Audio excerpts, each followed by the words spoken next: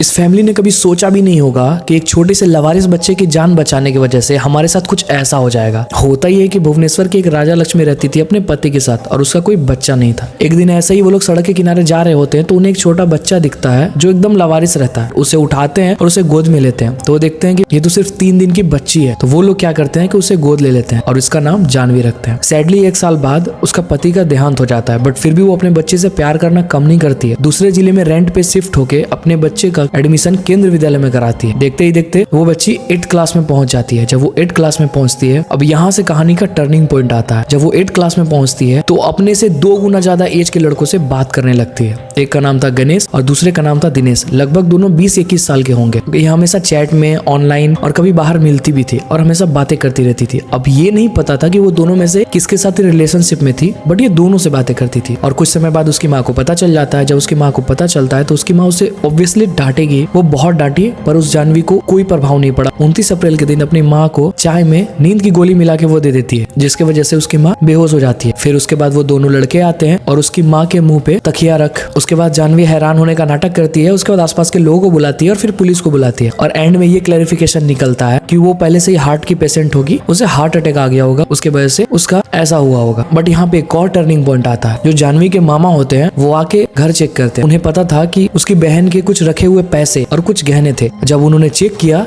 तो वो दोनों में से कुछ नहीं था। उन्हें थोड़ा सा शक हुआ, पता नहीं कैसे, पर उन्होंने जानवी का वो चैट देख लिया। अब वो क्या करते हैं, वो डायरेक्ट पुलिस को इन्फॉर्म करते हैं। फिर वो दोनों लड़के पकड़े जाते हैं और वो दोनों लड़कों के पास 30 ग्राम सोना और 60,000 रुपए रहते हैं। और कुछ समय बाद ये भी पता चलता है कि जानवी उन्हें पहले भी पैसे और गहने देती थी। उसी गहने को गिरवी रख के उन दोनों ने बाइक खरीदी थी।